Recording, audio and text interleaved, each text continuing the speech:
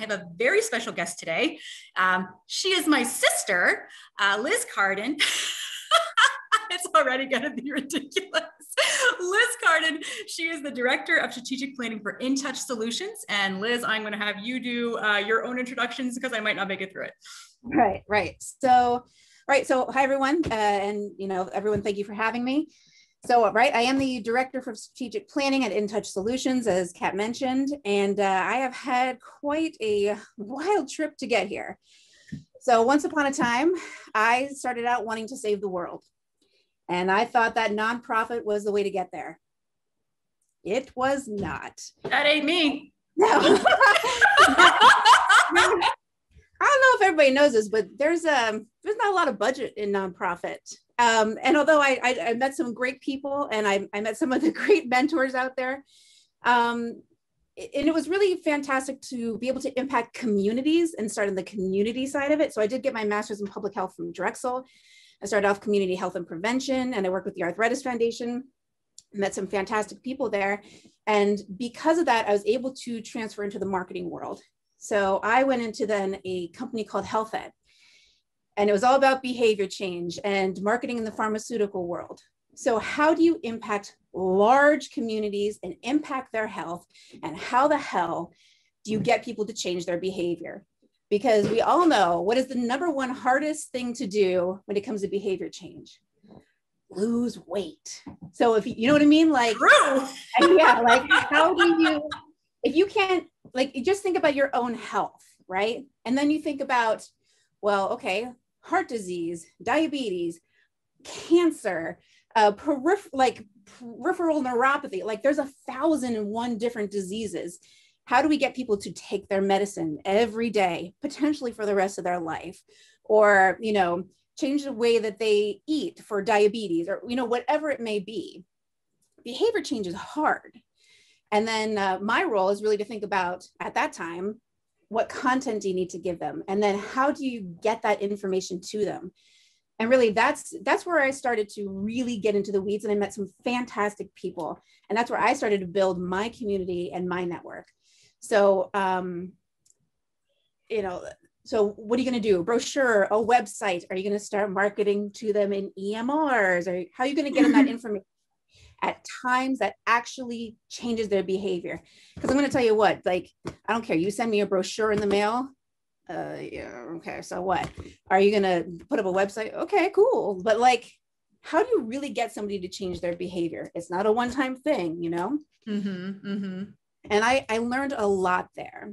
And then, became a mom. What was that like? Yeah. Well, most of your viewership knows. Right. And you balance this world of wanting to change the world versus wanting to be the world to these small people. I like that. But it sucks because you also have to choose. How do you be good at everything?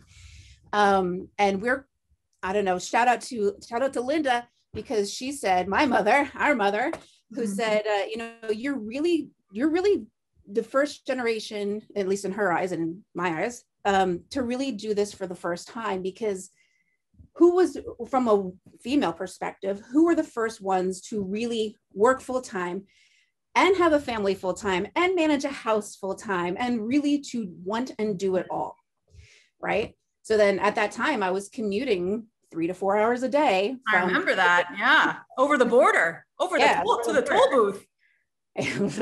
And, New Jersey taxes and tolls, which is even worse now. So I said, well, as a friend of mine says, why build someone else's dream if you're not going to build your own? And started my own business. And that is where someone that I met, and someone that you know as well, actually 2 people, Natanya Wachtel Jones and Jeff Green. I went into business with them at New Solutions Factory. We had our own shop. We worked directly with pharmaceutical clients, and I did that with them for about 8 years. Worked with some really big names, and I worked even independently in many different agencies. And I have to say, it's scary as hell. It is horrifying to take that first step. And every damn month is horrifying. How much money are you going to make? Where's that money going to come from? Are they going to pay? Are they going to pay their invoice? Do I got to shake somebody down to get that money? Like, is the 30-day pay? Is 60, 90, like 120 days? Like, what do I have to pay my quarterly taxes? Like, right. Always yes. Like, and there's a lot you have to think about, but it gives you a genuine appreciation for the business side of it. And I can't say how much I encourage people to, maybe it's not for everyone, and plus not everybody needs that competition, but like for people like ourselves who really do thrive on that and who have that drive, what a fantastic experience. And it has definitely made me a better business person by far. And I don't really qualify myself as a business person, but I'm extremely grateful that that is something that I have done in my life. Mm-hmm. Because of that, I tell you what, I do not give a crap about titles. And that was one of the things I do. How did being self-employed beat that out of you? Because it didn't out of me. I've been a president. I've been a principal. I've been a this. I've been a that. I've been everything from a nothing title. I've had no title to the top. I don't care. Yeah. Well, I made my own titles. Well, that's true. I did often tell my former boss that I was once too a CEO. Yeah. I joke with one of my old bosses. I said, I've been the CEO of dumpster fires. Like I've been everything. So I don't get hung up on that. What I genuinely want to do is do work and be appreciated for it. And I want to like do big things. Like, I don't know if you remember, okay, so it was last year's motto, but it was do epic shit, right? Doing epic shit in 2020. Yep. Right. And that'll always be 2021. I don't care what year it is. Like that'll always be the motto. Right. So then, I mean, I know I'm meandering here, but I love it. I think it's good stuff. I mean, I want to dig into just like the taking the leap to go be self-employed and then so like, okay, we can talk about that later, but you also made the leap to go back into the corporate world. Yeah. It was romance, we'll say. And I was romance, and I've got big feelings, and I like people with big feelings. And I took a consulting gig with a big firm, a huge firm, a giant firm.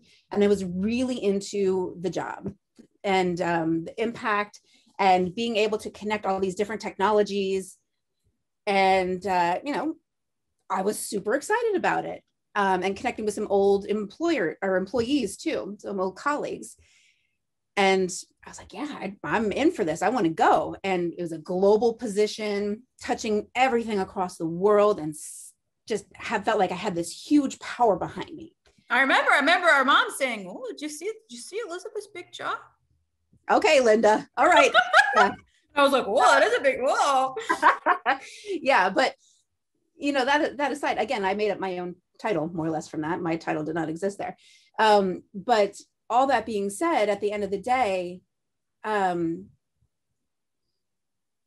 need to have people who are as hungry for impact as you are. Yep, I agree.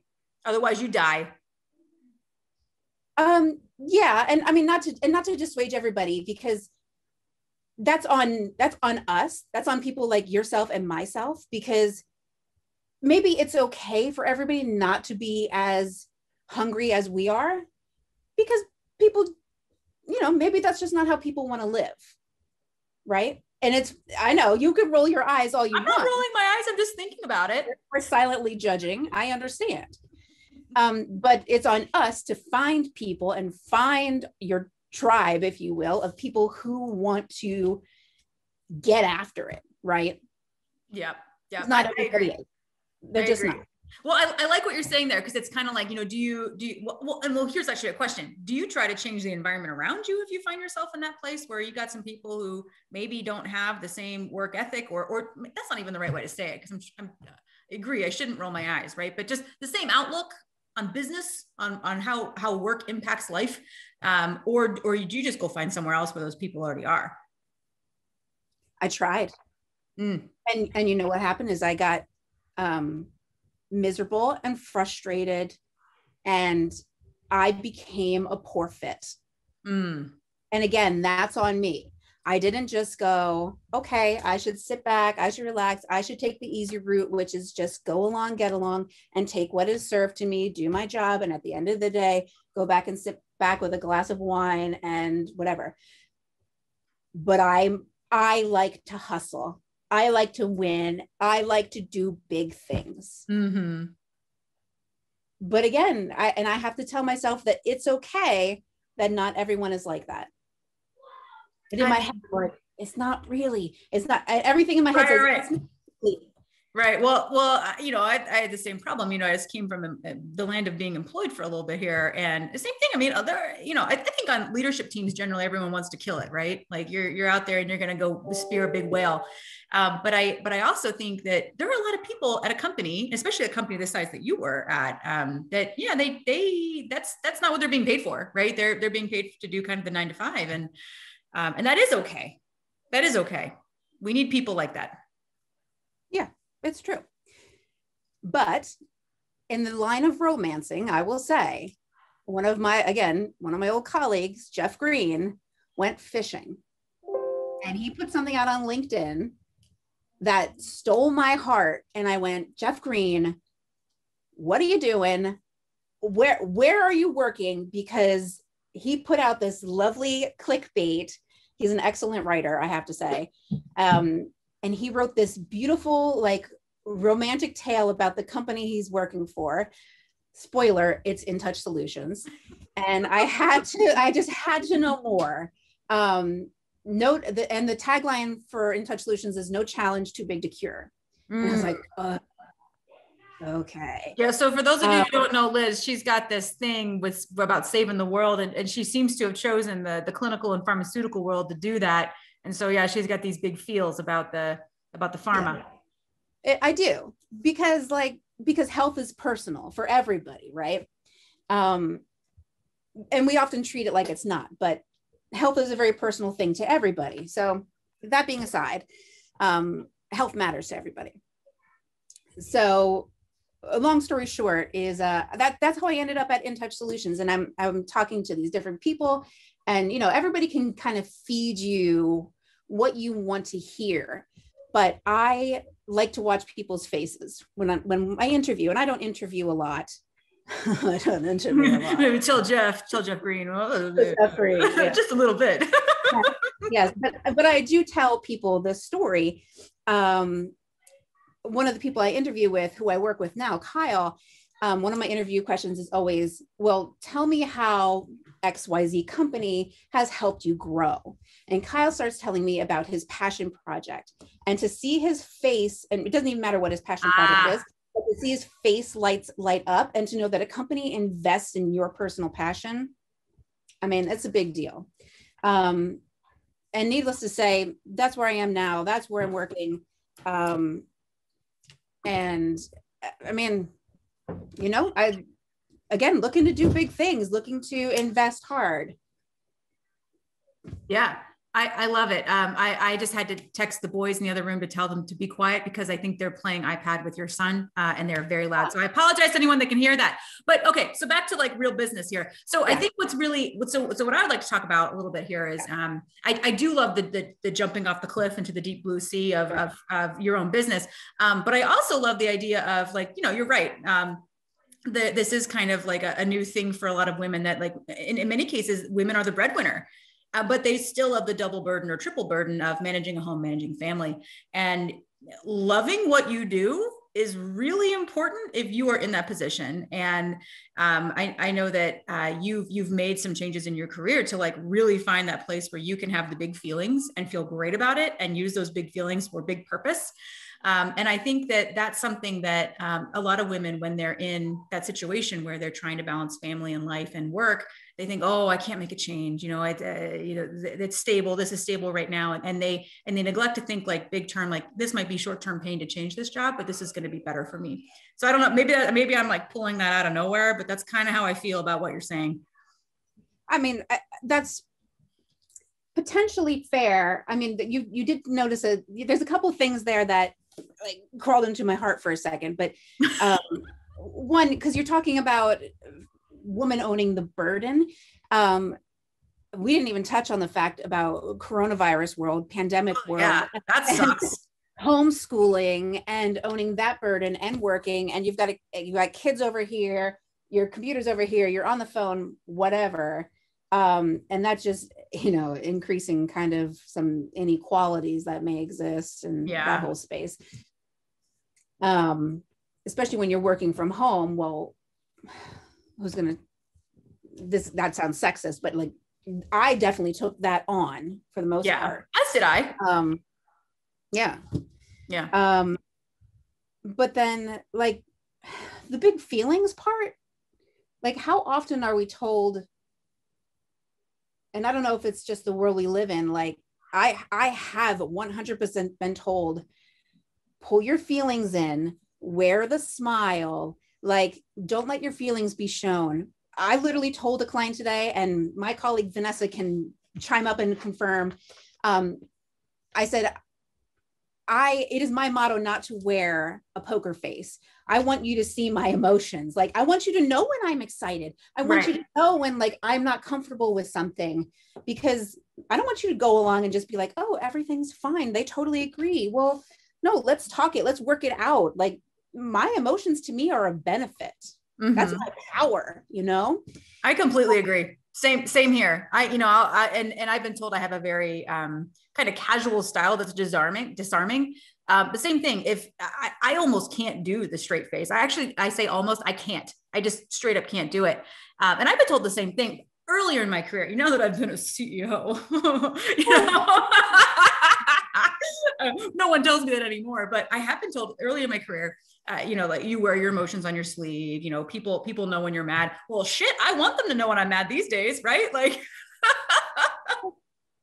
I guess I just don't understand why it's bad. And I don't know, maybe someone will tell me afterwards, after they see this, well, I'll tell you why it's bad. Well, I hope they do. I hope they comment on my LinkedIn post about this. Yeah.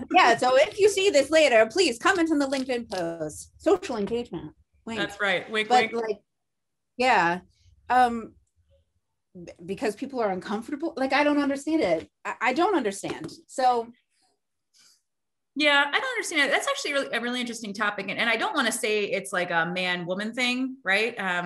Because sometimes this gets translated into, women are expected to act differently in leadership and, in any sort of senior management type of role, right?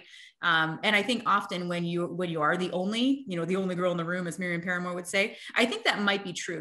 You are expected to act in a different way, but I also think that's changing a little bit. So, it's interesting. So as you're kind of a big deal now, like, has it lessened for you too, as you've moved up? Well, you mean from the emotion side more specifically? Yeah. Well, I have to say, now at In Touch, so slightly more than 50% of the company is women. So I'm not really an only girl in the room, only woman in the room type of situation. But I have been in those situations previously where it's like your demeanor is expected to be cool, calm, and collected, and very poignant. With more of this 50-50, 60-40-ish split. The dynamic is honestly much different. You play off each other more. Like, I don't know if it's more intuitive, where you can pick up on each other's signals better, because that is something I would say that's very beneficial about being open with your emotions. Is, I would say, my account manager, for example, Vanessa, today, she just, like, we're able to play off each other's emotions, so she can, I can't remember the word we used today, but she can ping me, if you will, like cue me. Yeah. To be able to jump in differently, versus if I'm just sitting around there with a poker face and calm and cool. Right. I don't know. Do you want me to go? Do you want me to? What are we doing? You know what I mean? Right. I don't know. But yeah, I agree. Not that way. Yeah, no, I agree. I think in general, just people being themselves. I mean, obviously you have to be a professional. You can't be a total asshole or anything, but I think that, yeah, the more people can be open to be themselves, I think the more fun business is, and just the better it goes in general. If people want to be people, and they want to work with people who they like. Yeah. So I think that's really important, especially in client services, right? I mean, that's kind of the key. It's a people business. So I would agree. Yeah. Yeah. Okay. Right. I want to talk about a couple of things. You're talking about building your community, right? And that obviously has served you really well. I mean, you're back with your friends, and I'm in the same situation. I'm back at Incenna where, it's people that I've worked with for 10 years. And it's so nice, right? Not only because if I am a little bit belligerent or something, Leslie Kirk will just be like, don't worry about her. It's fine. Right. but it's just people that know you and know how to work with you. And you help each other out. And so I want to talk a little bit about, I always get a lot of questions from younger professional women in the field asking, how can I build a network? I don't even know. Right. But I would love for someone to help me answer that question, because I feel like I just kind of accumulated, buddies along the way. But is there a mindful way to build that community? I mean, it really is a great question. People always say things like, oh, go to a networking event, blah, blah, blah, blah. I mean, I think there is a distinct difference between networking and community, right? I like that. Right? Well, community being trusted versus network being collaborative. So for me, if the trust is truly the component, then it really is for me about having those honest relationships. An honest relationship is not something that you just snap your fingers and have. It's something that's built over time. So unfortunately, that's going to be something that's nurtured, right? Yeah. So I wish there was something that could just say, hey, follow me on LinkedIn and I'll be your best friend and, we'll build a community. But that's not what it is. It is about relationships over time, unfortunately. So it is finding people who you, I don't want to say agree with, but can have collaborative discussions with. And hey, if you disagree with somebody, have that discussion. And disagreement is okay. I can't even tell you how many times I've fought with people. Oh, I fight with people all the time. I mean, everybody knows. Well, I mean, same thing. This is actually a kind of a cool topic, right? Finding those people who are your people, right? Not just like you said, not your network. We got big networks, retweets, blah, blah, blah. Yeah. But who is in your actual community? I think that is fundamentally different. And I mean, I'll even say this about us. Anybody who knows us knows we haven't always gotten along, right? But I think there's something to be Wait, what are we? Oh, I'm trying to be serious. Oh, here we go. What? Listen, I will say we are very effective at subcontracting to each other. I think that actually works really well. Anyway. No, but I think, and I've talked about this with Miriam too, and a couple other very, very close friends. And I think, someone like you, I mean, we're related, so it's kind of has to be this way, but who can tell you that you're totally effing up? That you did something wrong, what the hell, you pissed so-and-so off, did you even know you did that? And then you'll still trust that they'll tell you that, and they're still gonna, be at Thanksgiving dinner, or, they'll call you later, right? I think that is really, really hard to find. And I think what your point is you don't find it, right? You nurture it and you make it. Yeah. Because, this is going to be super cheesy, because I do have a couple of people in my life who's like that. And Andy Stanger. Yeah. You've spoken. I photoshopped him onto an ostrich. That's right, you did. When I first met him, I used this super cheesy line. I said, oh man, I think we ride the same wavelength. Because sometimes you just do find people that you can tell there's something about this person that, is very, I don't know, you just kind of get them. But at the same time, Andy will come over to me and he'll be like, you're being a real freaking jerk about this, and you're not listening to the other side of the story, or you're not taking in all the data. And I'll do the same thing to him. And I value that. Or Jeff Green, who came to me the other day, and he's like, hey man, you have to understand that people here are not looking to screw you over. You need to be able to relax. And that's a learned defense I have, be like, always on the defense. I'm always waiting for someone to come at me with a harpoon. But what an unfortunate thing that we've learned at the same time, Right. And that's something true that I'm working on. Yeah. But I really value it when someone will tell me like it is. We don't really have time to do this long dance about, well, I really wish you would do blah, blah, blah, blah. No, I value it when you just tell me how it is. Mm-hmm. And then we can go, then we can figure it out. Let's do it. Like well, and conversely, if you're always, because I've always been told I'm very direct and people know exactly where they stand with me. But what a great benefit in a working relationship. Everyone always knows where you stand. Now, I don't always know where other people are standing, but I think that's kind of the magic of working relationships, right? Like, where are they? How are they feeling? And, how do I move around that or work with them to move around it? Amen to that. Yeah. But I think that Miriam as an example. I know I'm continuing my love letter to Miriam in other interviews. But I know you love her too. I know. So, I know. Yeah, Liz has also been fortunate enough to work with Miriam. But Miriam has several times in my life called me out and told me that I was doing it wrong, right? And did it in a loving way, but a very a direct way. I mean, one time she called me up and literally told me, "You have food on your face," and I'm letting it fly.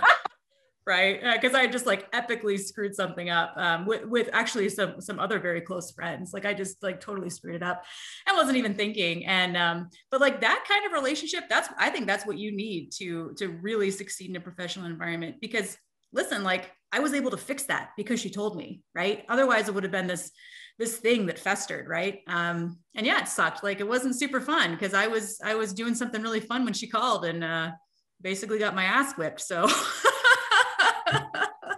But that's important. You were able to pivot and change direction because she was honest with you. Yeah. I mean, what a gift, right? Yeah. Sure. Yeah. All right. So tell me about jumping into the world of self-employment. Because this is actually a lot of people want to do this. And a lot of people are freaked out. And we must be missing some gene or something that tells us that that's a bad idea. Because we both have done that at this point. We've kind of gone back and forth too. So, I mean, you said you were freaked out about it. I don't remember you being freaked out, but you might've just been talking a big talk. I don't, that was 2009, maybe. I don't know. And maybe so I already had a client, if you will, at the time. So it wasn't I have no source of income. I had somebody there baked. So, you already have something coming in. Okay, great. And I would always advise, of course, as you already know what your business plan's going to be. So when you step off the ledge, you can start building the plane as you fly it. You already have the pieces there, start putting it together. And then you can start, the hustle is real. You got to hustle, right? And you can't be afraid of that. And by all means, you're going to be hustling the entire time, weekends, nights, days. Yep. I mean, it never stops. And I like that. But at the same time, it's exhausting. It is exhausting. And I think that for me, at least, I didn't understand how much extra went along with the business, paying invoices, right? Doing your quarterly taxes, even when you get an accountant, making sure to send your things to the guy that's going to do your quarterly taxes. And, just all of that admin stuff. Cause I love the work. I love it. I love the hustle. I love being out there. I love doing the things, but I think the extra parts, that's kind of the unfun aspect. But right now, Leslie does all that for me. So hey, Leslie. Leslie's doing the business. But you, as the let's say single proprietorship or whatever it may be, you don't earn money doing your taxes, doing the invoicing, doing the whatever. That is not billable revenue, right? So, and now I can really appreciate it from when you're doing timesheets or whatever it may be on the agency side. Make sure I'm always crazy about timesheets anyway. Every hour better be as close to billable as possible, because you gotta make sure you're billable. We're looking at making sure those invoices are as profitable as possible. Yeah, 95% billable. Well, depending on who you are in the agency. Yeah, who you are for sure. But it has given me a great insight into what really goes into it all from that business perspective. But I wasn't prepared for that. I was like, oh, it's just the fun part. It's the billing and the banking. It's just the fun part. But QuickBooks. Yeah, QuickBooks. Oh, here comes my money. Or there goes my money, whatever the case. There goes my money. That's more like it. Yeah. In most cases. But the contracting, the negotiations. Yeah. Too.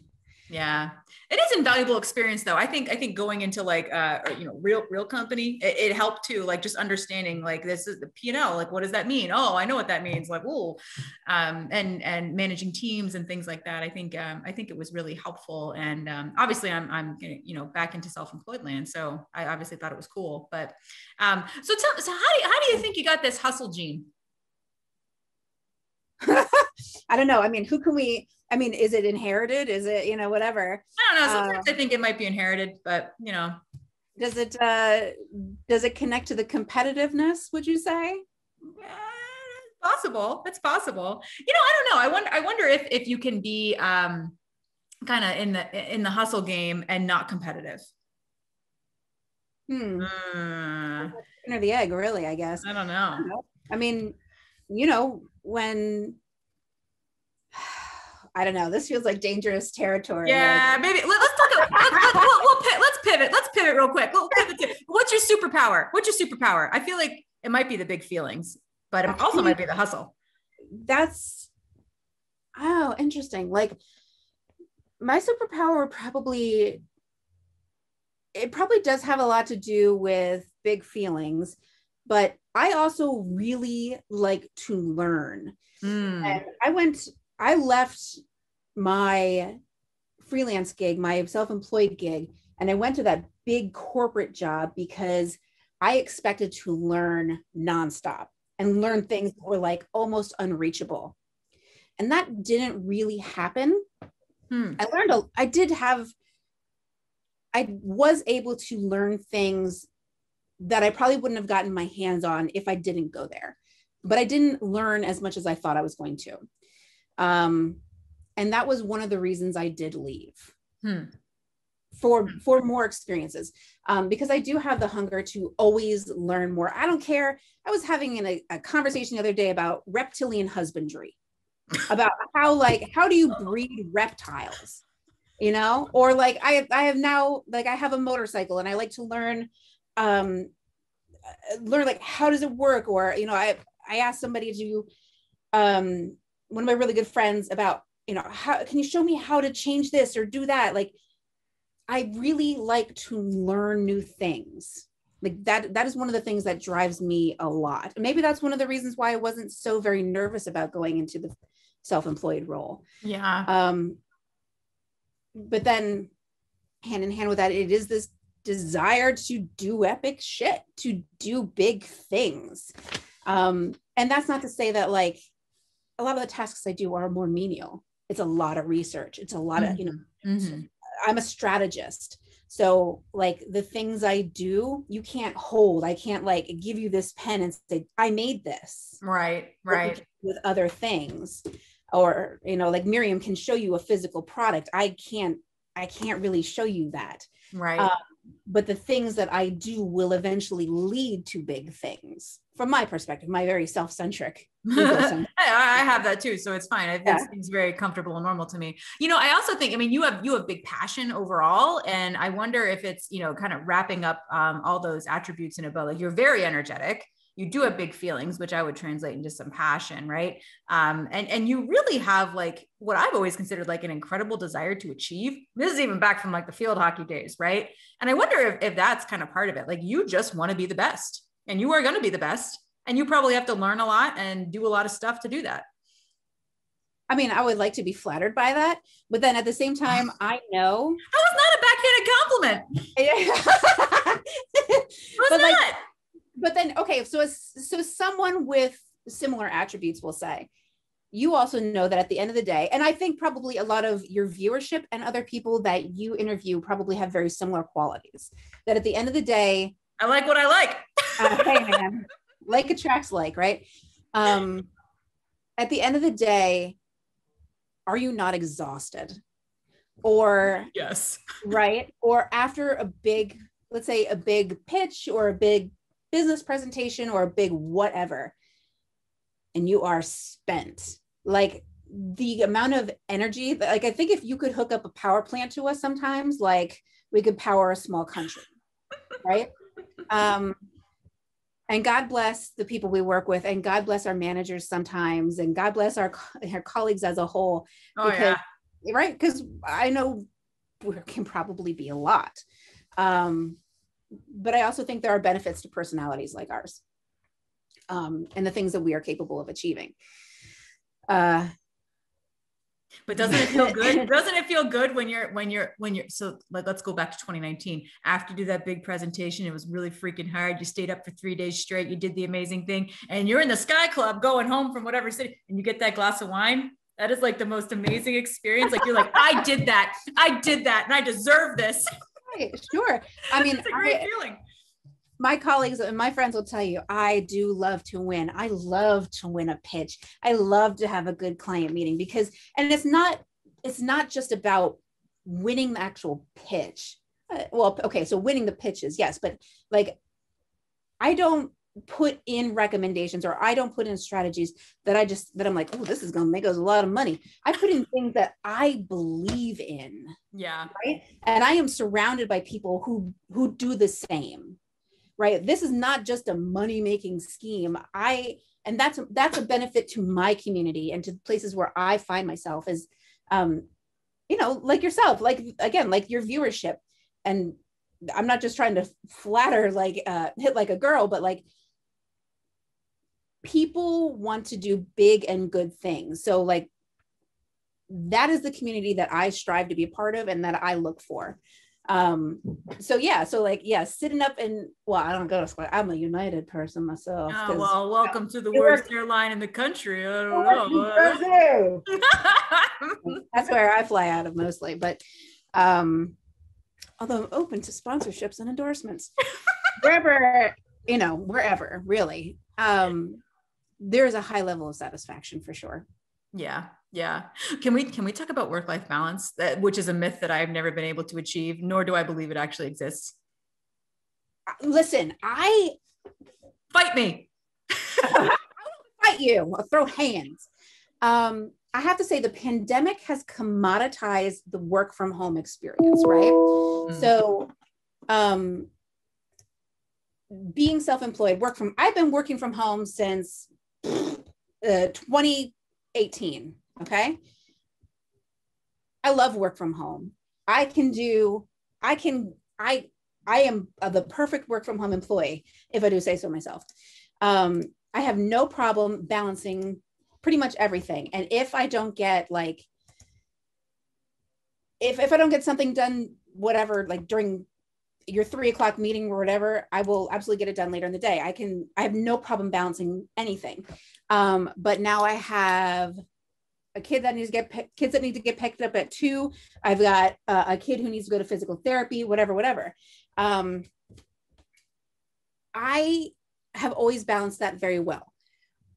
Now that everybody is working from home, I have to say one thing I was massively surprised about with In Touch is our CEO put blocks on our calendar that says, let me actually read it to you.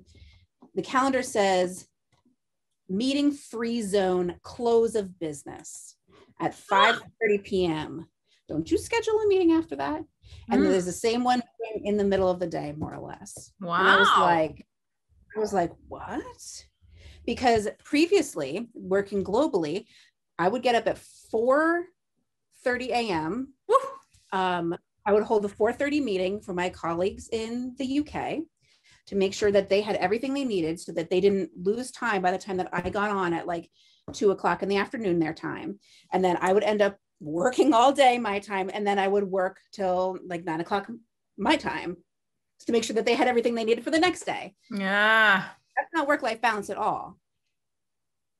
So apparently this mythological beast does exist, or at least there's like this conscious effort to strive for it. And really, this work-life balance is aiming to reduce burnout, right? Right. And in my impression, it's a very smart thing to do because you're protecting your employees, right? You're building this retainership, if that's a word. And then the other thing is, I have to say, my managers have been very good about listening to how much I'm taking on. you know, but that's also on like myself to say, hey, I'm already billing X number of hours per day in billable work. I need to raise my hand. I can't, and this is something that I'm very bad at. I just can't say, yeah, give me more, right? Oh yeah, I could slay that. I could kill that. Give me more. And I could kill it. I'm sure. But, you know, like that's a hard thing when you know you could like do a great job on something. How do you say no? Oh yeah, I mean this is a problem we clearly share. But yeah, even I've been an agency and ran my own thing, and then even I was a member of a leadership team at a health tech company, and I like legitimately could not say no. Like and even like I started out the chief marketing officer, and I built the marketing team, and like things were getting kind of easy. Like I wasn't working till 11, I was only working till 9, right? And so I was like, oh, I just feel like I'm not doing enough. Right. But the same thing, I get really excited about new things, and I just like want to crush it, and I can't say no. And so, and I used to, now I don't anymore. And this might just be the last like 6 months I realized this, but I used to blame other people for it. Right. I used to say, they gave me this, or they said this and blah, blah, blah. No, it's a me problem. I can say no. Well, I actually can't, but like, theoretically I'm allowed to say no. But I can't do it. I just want to do it all. Well, but that's the issue. Most of our problems in business, our personal problems, are self-inflicted. Hard to hear, hard for me to accept. I just said it out of my mouth. Do I really believe it? Can I say no? Can I accept that other people don't want to hustle? Can I accept that other people don't want to hustle? Like, are you comfortable with being uncomfortable? Like, you know what I mean? Like, yeah. Yeah. I mean, I think you're totally correct. I mean, I see people say no to like big things, and I'm like, whoa. Right. And I'm like, did that person really do that? Yeah, like what happened? What happened to them afterward? And then like they show up the next day, so clearly it was fine, right? But yeah, it's one of the hardest things. Like people ask me, like, "Oh, how do you balance your life?" I don't, not at all. Like I'm constantly working. Like I'm making dinner, and like I'm listening to a conference call, or like I'm texting people, or I'm responding to email on my phone. Like I really don't quit. Like it sucks, and it is all my fault. Yeah. Well, like, did that person actually set boundaries? Incredible. You know what I mean? But like the thing is, I know, like, but like, when you left your previous job, or when I left my previous job, how was your job not posted soon after? Or hey, when my kid was in the hospital, or when I'm at a doctor's appointment, or when I had my kid in his surgeries and I'm there on my phone and my computer typing away, did anybody really care? Did anybody say, thank you? I can't believe that you work so hard in this life and death situation, or whatever? No, nobody said that. And when I left, did anybody go, we really appreciated your dedication and commitment? No, they said, all right, well, we kind of knew it was coming. You know what I mean? Like, and they said, can you help us write the job posting? You know what I mean? Like, that's the best. You know what I mean? So when Jeff says, take the time to do what you need to do, and we'll be here when you get back. You find something that drives you, find what drives you, and find somebody who is willing to support that. I mean, I guess that's the key takeaway, and who is supportive of your passion and your emotions. Yeah, I think you need to find the environment. I think that the way to find happiness in your professional life is to surround yourself with people who support you and understand you. And if they don't understand you, are willing to just share with you what they're thinking and how they're feeling, so that you can get to that point. And I also think, like you said, some of our biggest problems, we kind of need to look inside. What are you bad at? What are you really bad at? What am I bad? Well, we already talked about the fact that I am not good at accepting the fact that people don't care as much as I do. Right. So I can't say like my biggest bomb was I did this project and I totally sucked at it, because no, I'm great at projects. I'm great at You know what I mean? Like, I truly do believe in myself. And if you give me a project that I've never done before, you damn right I'm going to figure it out. God bless America. God, that was a horrible salute, but God bless America. But like, I really do want people to care. Yeah. And, you know, accepting that people don't is probably one of my bigger failures. And I cheated myself for a long time. And I said that, oh yeah, they definitely care. They definitely care. They're as dedicated to me as they are. And I've done that on a company level too. Oh, so-and-so company is really invested with me and I'm going to care about this company and I'm going to give them everything I have. Hence why I was working like while my kid's in the hospital, working on the computer instead of like being by his bedside. Like, why did, you know, but the fact of the matter is you still got to take care of yourself and you know, take care of your family or whatever. That is probably one of my biggest personal faults, is thinking that people want to give as much as you do. Yeah. And, you know, and that's not the case. But that has also been probably one of my biggest sources of growth, is recognizing that fault about myself and being able to surround myself with people who do have similar goals and aspirations. Yep. And being able to leave a place where I was, hey, maybe not happy, but comfortable. I could have just gone into cruise control at that other company and just sat back, right? Well, you say you could have. I don't think you could have. I don't think you as a human could have. But yeah, I'm sure that option was available to you. Yeah, it was available to me. You know, my soul probably would have not been satisfied, right? Right. You know that feeling. Yeah, I sure do. And the job search sucks. Yeah, job searches do suck. They totally suck. And I think, yeah, it's having the ability to look inside and say, like, is this going to work for me? Where would I be happier? And the courage to make those changes, because change does kind of suck, right? Like, change is fun when everything else is stable, right? Change is not fun when it's like, you know, ripping up your life, and, you know, that's kind of not that fun. But yeah. Well, Liz, anything else you would like to tell? Anything else you would like to tell our amazing viewers? Sorry, I thought you were going to say something. I don't know. You look like you were going. Who knows? I always got something. No, but I mean, like, keep the hustle. Don't hate the hustle. Like, get after it, you know? And, you know, if there's anything that really myself, I'll volunteer you as well. Like, you know, find your people. And if I'm one of those people that can be your people, let's rock and roll.